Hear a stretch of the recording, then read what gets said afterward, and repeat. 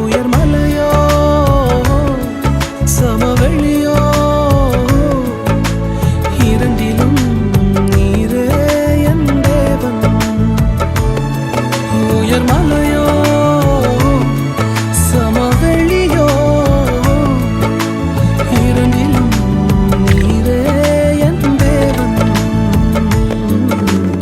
எந்த நிலையிலும் ஆராதித்திடுவேன் என் இயேசுவை.